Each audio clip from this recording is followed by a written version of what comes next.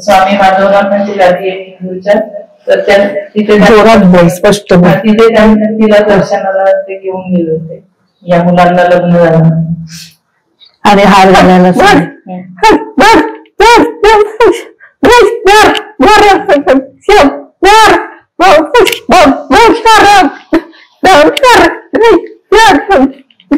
तेव्हा एकदा काहीतरी प्रॉब्लेम झाला त्या मावशीने सांगितलं की नंबर मला कर 50 ते 60 दरम्यानचा.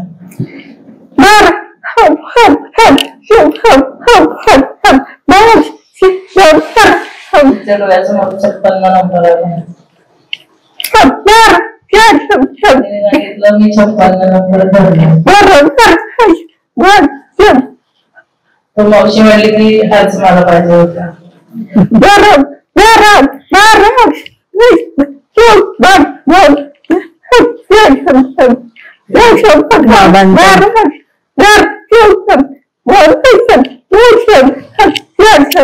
घरी जाऊन दिसले घरी गेल्यावर त्यांच्याकडे जे घरी महाराजांचा फोटो वगैरे ते तिला दिसले.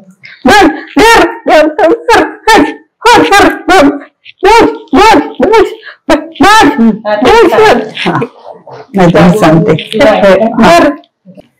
हिच्यात जी म्हंटल आध्यात्मिक हिच्यात पॉवर आहे, ताकद आहे. अजून लहान आहे, अजून हिला समजायचंय काय आहे ते, आणि हिच्यातली अजून आध्यात्मिक शक्ती काढून तिला द्यायची आहे.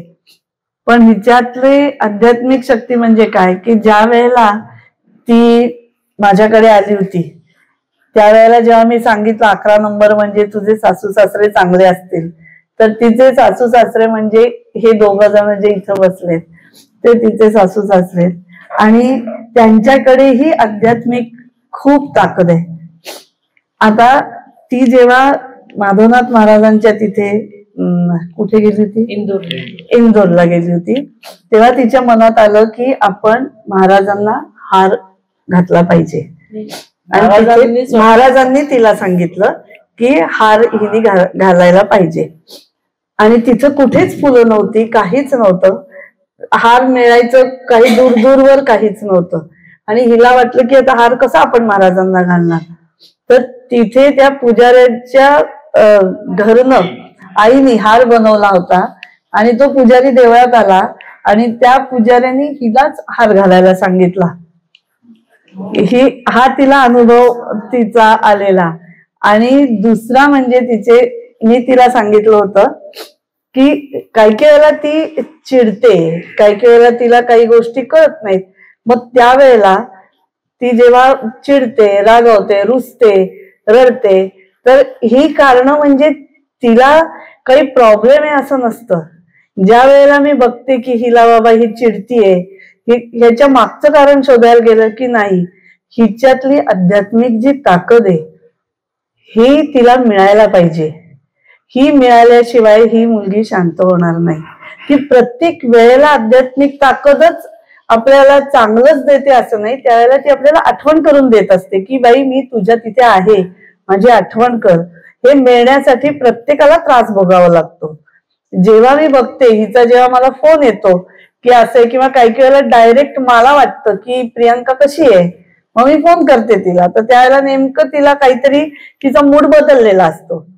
तर हा मूड शांत करण्यासाठी काय, तर जेव्हा मी बघते की जेव्हा 11 नंबर तिचं लग्न ठरलेलं नव्हतं त्याही वेळेला आला आणि ते तिच्या सासू सासऱ्यांशी संबंध होता, तेव्हा मला हे परवा कळलं जेव्हा मी त्यांच्या घरी गेले होते की हिचं कर्म हे तिच्या सासऱ्यांशी रिलेटेड खूप आहे. म्हणजे मी तिच्या वडिलांनाही सांगितलं आणि सासऱ्यांनाही सांगितलं की ही आर्किटेक्ट आहे, ही कुठे जॉब करते, महाराष्ट्र टाउन प्लॅनिंगच्या तिथे ती जॉब करते. ही चांगल्या वरच्या पोस्टवर आहे आणि व्यवस्थित जॉब करते ती. आता ह्याच्यासाठी तिच्या वडिलांचे आणि आईचे अतोनात कष्ट आहेत. म्हणजे ते दोघं आर्किटेक्ट झाले असतील असं मी समजते. इतके कष्ट आहेत की त्यांच्याशिवाय काही नाही. पण झालं कसं, वडील होते तेव्हा वडील तिला कॉलेजात सोडणं, कॉलेजातनं आणणं, तिच्यासाठी भरपूर भरपूर कष्ट घेतले की त्यांना त्रासच होत असेल डोक्याला. पण सासरी आली, सासऱ्यांनी तिच्या पुढे जगच उघडं केलं की तू बोट ठेव, ती वस्तू मी तुला देतो, तू बोट ठेव मी देतो, तू म्हण तोंडातनं मी ते तुला देतो, अशा पोझिशनला तिचे सासरे. तर मी त्यांना परवा म्हटलं, आणि हेही म्हणजे स्वामींचेच शब्द, की रामदादांना म्हणलं, त्यांना आम्ही दोघी जणी म्हणजे आमच्या ह्याच्यात रामभाऊ म्हणतो, रामभाऊंना म्हणलं ही तुमच्या कर्मात होती ती वैराग्य म्हणून होती, आणि सासऱ्यांच्या कर्मात आहे ती वैभव म्हणून. सासरे हिला जेवढं देतील तेवढे सासरे ती वैभवात राहील आणि तेवढं सासऱ्यांना वैभव मिळेल, हा प्रकार आहे.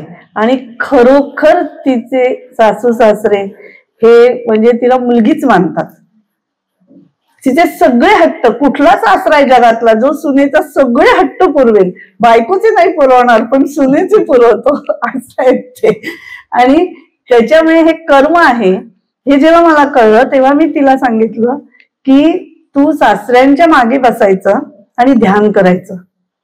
सासऱ्यांचे गुरु जे आहेत, माधवनाथ महाराज का सिद्धनाथ महाराज सांगितलं होतं, माधवनाथ महाराज, माधवनाथ महाराजांचे जे आहे, नाही सिद्धनाथ महाराज, सिद्धनाथ महाराज ते कसबेकर महाराज, हा कसबेकर, हा. तर तिथे तिला सांगितलं, हा, तर ते नंतर ती तिच्या शब्दात सांगेल, मी आधी सांगते की तिला त्यांच्या मागे बसून ध्यान करायला सांगितलं. म्हणजे सासऱ्यांनी पुढे बसायचं आणि हिनी मागे बसायचं, असं तिला ध्यान करायला सांगितलं. रोज एक 10 मिनिटं 5 मिनिटं जसं जमेल तसं. आणि तिला 2-3 ह्याच्यात ना अनुभवाला, 2-3 ह्याच्यातच तिला असा अनुभव आला की त्या ह्याच्यातनं प्रकाश आला, तिला तो प्रकाश दिसला. हे जे ही तिच्यातली आध्यात्मिक ताकद आहे, आणि ही जी ताकद आहे ही बाहेर तिला मिळणं आणि हे तिला कळणं हे माझ्यासाठी मोठं टास्क आहे की ती ताकद तिला मिळवून देणं. त्याच्यामुळे तुम्ही जर हिच्याकडे बघितलं, काय बघितलं तर एकदम सुदिंग, एकदम शांत असं वाटतं. आणि ती तशीच आहे, फक्त ती जेव्हा चिडते त्यावेळेला मी स्वामींना सांगते, स्वामी तिच्यातली ताकद कंट्रोल करा, तिच्यातली ताकद कंट्रोल करा, कारण ती आत्ता ती घ्यायच्या परिस्थितीत नसते. कारण तिला वैभवातनच ताकद मिळाली पाहिजे, तिला वैराग्यातनं किंवा तिला कुठल्याही कष्टातनं ताकद नाही मिळून उपयोग. कारण ती जितकी वैभवात राहील तितकं तिचं अध्यात्म चालेल आणि तितकं हे तिचं कर्म आहे. परमेश्वराची ताकद मिळणं म्हणजे चटईवर झोपणं नाहीये, तुम्ही महालात राहणं ही सुद्धा परमेश्वराची ताकद आहे आणि त्याचा अभिमान बाळगला पाहिजे. तशी ही आहे. म्हणजे आता हिचं मला खूप काही आत्ता दिसतंय पण ते मी आत्ता बोलू नाही शकणार. तर हा तिचा एक खूप जाज्वल्य आणि छान अनुभव होता. हा म्हणजे आम्हालाही आश्चर्य वाटलं की तिला हे दिसतं, तिला कळतं. तिला ब्रुनोचं, हिचे आई बाबा ब्रुनोचं करतात, तर तेही संत आहेत मोठे, त्यांचंही तिला कळतं. आणि हे जेव्हा आता हे 2 जण सांगतील, ओंकार आणि ती, त्याच्यानंतर ती त्यांच्या महाराजांचा जप करतील, तोही तुम्ही बघा की हे 2 जण किती मनापासून तो जप करतायत, ते म्हणणार आहेत, तो जप ते म्हणणार आहेत.